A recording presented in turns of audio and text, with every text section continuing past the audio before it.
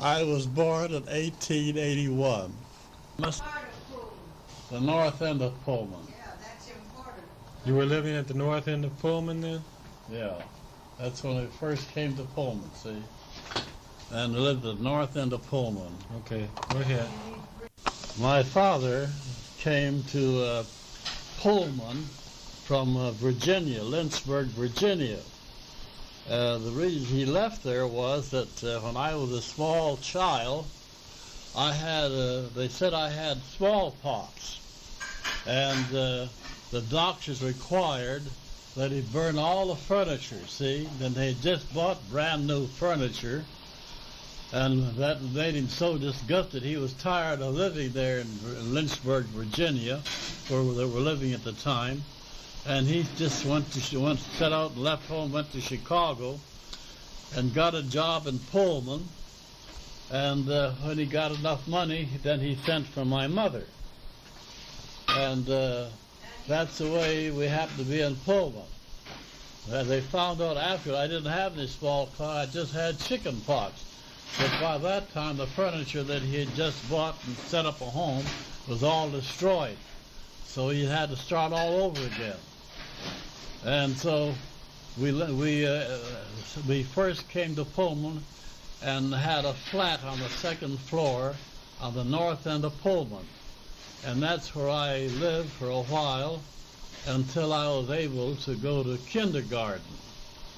I remember before going to kindergarten, there was a German family on the floor beneath us, and the boy there and I were good friends.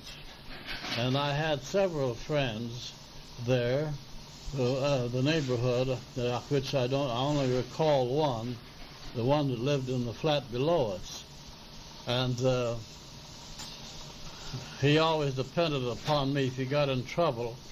I told him I'd take care of anybody troubled him. I guess I must have been some kind of a bully. I remember saying that. And he always came to me. Anybody molested him, he always told me about it. You've seen my picture, I think, when I was very, very small. And I remember when I showed the picture to my boys later on in life, I was dressed with a white shirt, a large lace collar, with plush knee pants, silk stockings, and shoes that button on the side. And the kids, as soon as they saw that picture, they laughed and said, "Who is the little sissy?" But anyhow, while I was in Pullman there, I remember one time I took a couple of the boys upstairs, and I had a picture. We had a picture in the bedroom there of a river. The river's in the foreground, and there's just over the river, which was not very far, was a high embankment, and the river turned around that embankment. And beyond that, there was off in the distance, there was a tall church, and there was also looked like a railroad bridge. And there was a man and a little boy fishing on this lawn. And I told the kids that is my father, and that is me fishing there. And while I was telling all those famous fabrications, my mother came in and said, "Oscar, why are you telling these kids all those lies? You know that wasn't true." So that spoiled all my glory. Well, and I remember another time, we had all the white people living around us, and down below, as I said, there was a German family, and across the hall was an Irish family. And I remember his name was Pat. And one day his wife came in laughing to beat the band. She told my mother that she had some bananas, and that Pat gave Pat a banana, and he says, "Begorra, what part of this thing do you eat, the outside or the inside?" And she said, "The outside." And when he started eating the outside, she was so tickled with the laughter about the joke. She came and told my mother about it. He was eating the outside of a banana. Later on, I found that there was a colored family right across the alley from us by the name of Dillard. Mr. Dillard, I found it later, was the foreman of the Pullman foundry. A very good job, very well-paying job, as I recall. And then later on, about maybe a block or two northeast of us, in another section of Pullman, another section of houses, there was another family by the name of LaForce. Mr. LaForce was the janitor of the school up there, and his daughter was a teacher in the school. This was in Pullman? In Pullman. What year about, Grandpa? This same around about 1884, somewhere around there, 85. And his daughter also was a very nice pianist, as I started to say, and she gave lessons in piano playing. And one time when I had a birthday party, my mother she brought over a very large book with fairy tales in it. I don't recall exactly what it was all about, but my mother used to read it to me.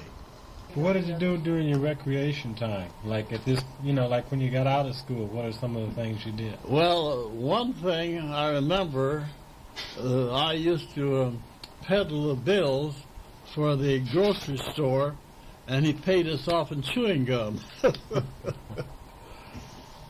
And some of the kids, I don't remember many. The thing, it seems to me, I don't remember myself, but I'm sure there was another kid that used to go, and I don't think he was very conscientious. I think he peddled a part of them in the block and took the rest and hid them someplace.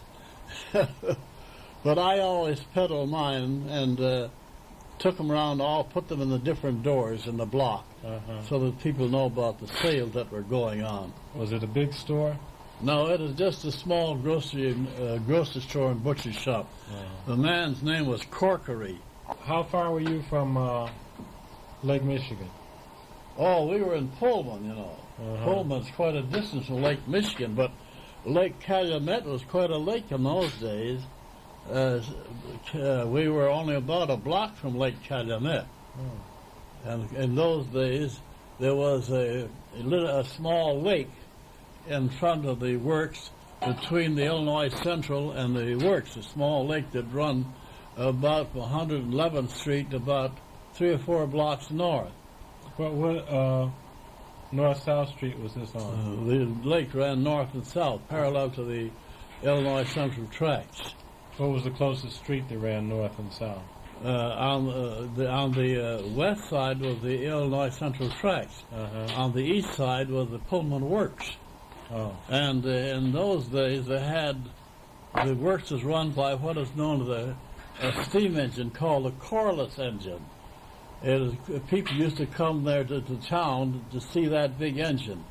It was the engine must have been about 14 to 15 feet high from the floor, and it was a very powerful engine. It run the entire works. The Pullman Company, made sleeping cars, and they also made box cars. And the people who lived in Pullman worked for the Pullman Company. There's one thing I forgot to tell about when I was a small child in Pullman. One day, my mother dressed me up with a nice white shirt and everything, just pants, and shoes, and had my hair brushed, and I was face washed, and told me to go out and wait until she got ready. And so I got out there, and it just happened I went across the alley, and the Dillard boy was in the shed where they kept the coal in those days, and he was playing blacksmith. He was hammering on the coal and playing blacksmith. And I proceeded to get something to hammer on the coal, and the whole air was filled with coal. And we got through playing. I went back home, Mother said I looked like a tar baby. I was so black. All the clothes and everything. And she was so disappointed, so disgusted with me playing that cold.